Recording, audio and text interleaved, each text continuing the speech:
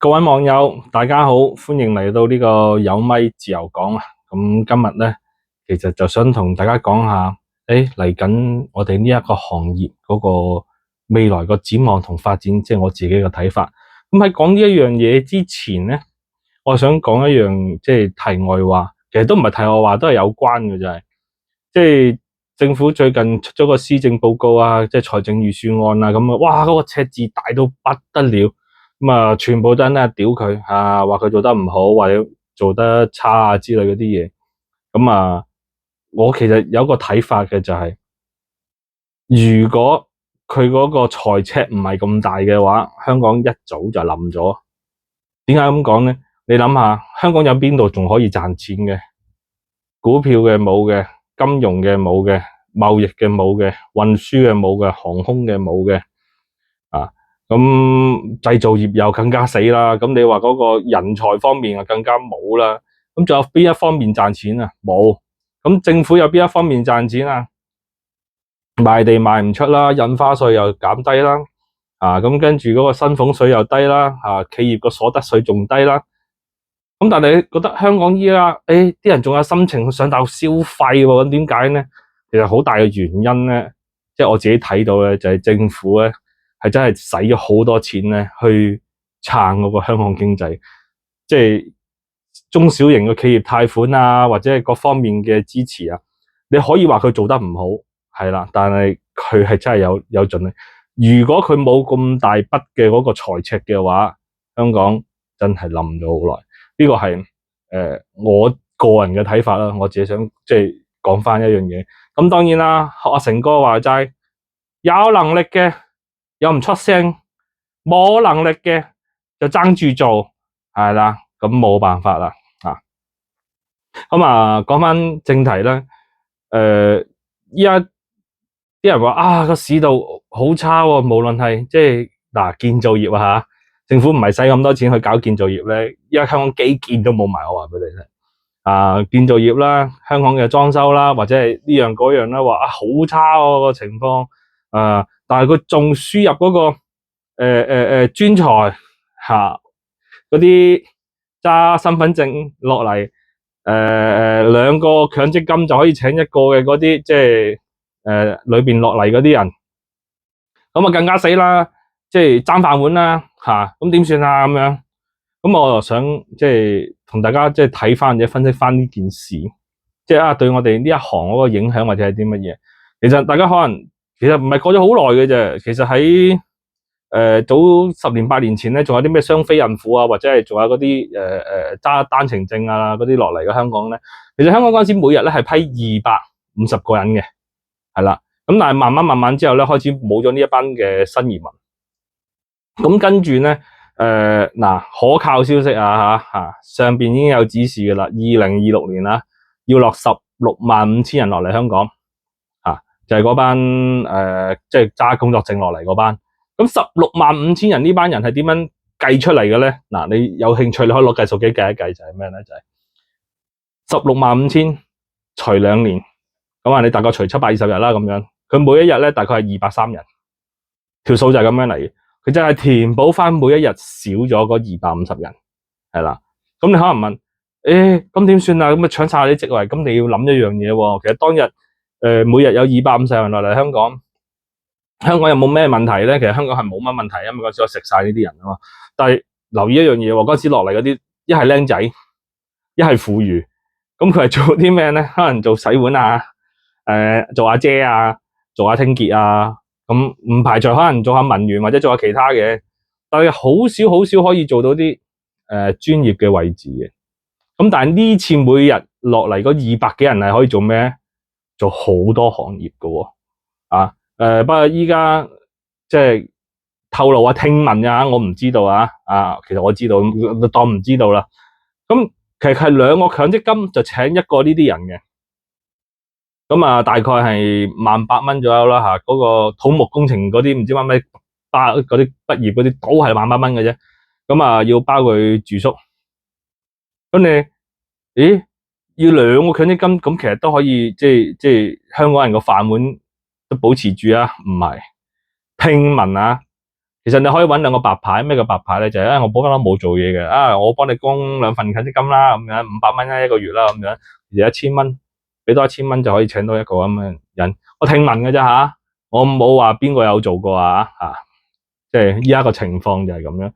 咁你話有呢啲人即係落嚟對我哋即係裝修或者室內設計界嘅影響，即係大唔大咧？咁我覺得係有啲轉變咯，即係我覺得未來呢幾年會發生嘅事情就係首先嗰班人你首先唔係爭我哋呢啲先㗎，因為即係有啲高薪嘅嗰啲金融啊、IT 啊、AI 啊嗰啲係搞咗㗎啦。咁慢慢咧就到我哋呢一陣。咁但係我哋呢一陣係會點樣咧？嗱，我估計應該唔會話太多公司可以自己食晒，即係食晒咁多呢啲咁嘅人嘅。即係除非你公司好大間啦。我依家縱觀我見到依家啲室內設計公司都唔係話好大間，都唔係話即係好多人咁樣啊。通常做唔到呢樣嘢，咁就會出現咩咧？就係中間商。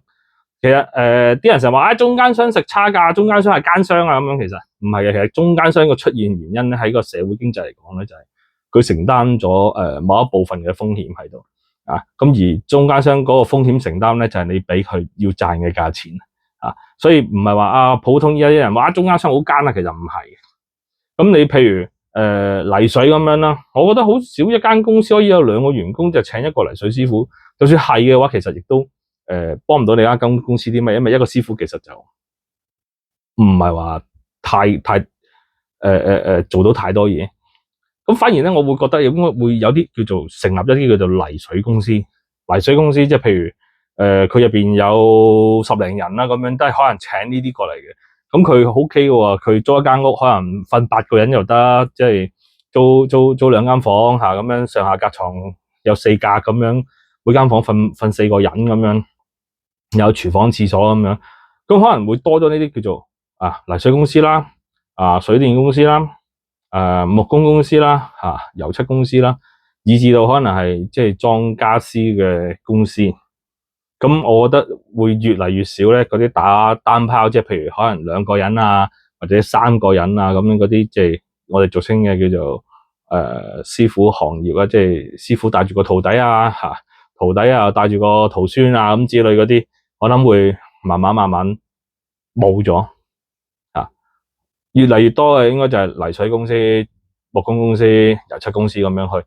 咁你問我，對於我哋或者係對於客戶有冇啲咩好處或者咩唔好處？第一個好處梗係啲嘢梗係平咗啦。如果唔係平咗嘅話，咁佢做嚟做乜嘢先？啱啱先？一定係平咗嘅，唔使諗嘅。短期啊，咁長期嚟講咧，香港人賺到嘅錢咧，梗係少咗啦。咁羊毛出自羊身上，你呢方面冇賺錢，何來有地方消費咧？咁其實兜一個圈咧，我覺得整體嘅無論係裝修嘅價錢啦，或者係設計嘅價錢啦，或者係師傅嘅價錢啦，都會整體下降，係啊。我諗唔會太耐嘅啫，可能都係2-3年左右會整體下降。你唔減唔得噶啦，即係嗰個你依家其實好多公司都已經開始即係大家互相去競價。咁當然啦，競價即係出嚟個效果或者出嚟啲嘢，即係喺依家嚟講，梗係有啲問題，因為即係改變嘅過程一定有陣痛啦吓。咁最近我亦都睇到網上拍嗰啲咩爛尾啊、連環爛尾啊嗰啲之類嗰啲，我遲啲我都想拍啲片去。我唔係講爛尾，因為爛尾已經成日有人講，我想講下即係形成呢樣嘢嘅原因或者係嗰個情況啊。咁講咗嗰個裝修嗰方面啦，咁如果講設計嗰方面，即係如果設計嗰方面咧，我覺得就即係咁樣請個人落嚟咧，我諗嗰個情況可能就唔會太大。點解咧？因為首先香港人咧好衰嘅，有一班香港人真係唔係好衰嘅，即係佢真係想講翻啲廣東話去 service 你。你嗰啲連廣東話都講唔正嘅嗰啲，你叫佢俾幾廿萬佢嘅咁樣，佢唔中意嘅。唔知後邊會唔會即係有啲改變啦？咁另外就我喺度諗，如果你請幾個呢啲設計師落嚟香港，咁我不如喺上面請幾個設計師，啱唔啱先？即係香港淨係門市，香港淨係門面咁樣，喺上面請幾個設計師，其實條數仲慳啲喎。啊，點解而家咁多公司唔喺上邊請即係設計師，或者係設計師上面嗰啲設計師就係負責某一 part 某一樣嘢咧，就係因為第一咧，上面嗰個流動性嗰啲人咧走得真係好厲害嘅。第二咧就係大家嗰個始終嘅生活背景啊，嗰個模式有啲唔同咧，佢哋諗嗰啲嘢咧係同香港本身即係土生土長嗰啲係唔同嘅。第三就係其實客戶啦，講真好多客戶其實都係算係一筆好大嘅錢啦。即係俾翻，即係講翻，即係香港人啊，或者嗰啲咧，其實個服務咧，佢係會即係開心啲，或者係會賓至啲嘅啊。即係呢個係我自己見到依家嘅情況嗰個睇法啦，即係同大家即係分享下，喂，未來幾年嗰個室內設計啊，或者係香港嗰個裝修嗰個情況。所以仲有咧，我仲覺得一樣嘢就係依家咧冇生意嗰班咧喺度嗌冇生意，有生意嗰班咧其實就一直都有生意。咁點解咧？因為咧依家啲單啊，或者係啲客咧係谷埋咗喺即係全香港啊嚇，喺嗰20-30間或者30-40間公司裏邊嘅，即係揾開嘅公司咧係有人揾嘅。即係你好似我做咗10幾年。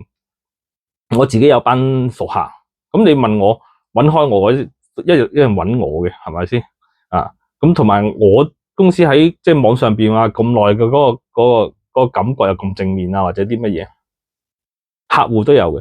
咁但係你對於一啲想新成立入呢一行嘅公司咧，我自己覺得好困難啊！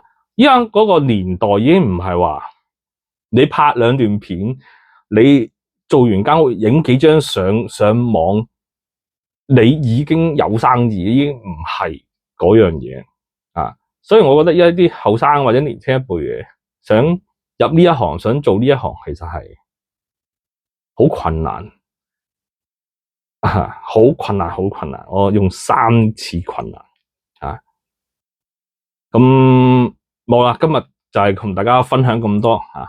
咁如果中意呢段片嘅就俾個 like，我好少講呢段嘢，係啊，因為中意睇我片嗰啲咧，我發覺咧，唔係即係 view 數啊嗰啲嘢嘅，即係中意睇我嗰啲片嗰啲客咧係有啲特質嘅，咁遲啲大家講啦，係啊，唔該晒，拜拜。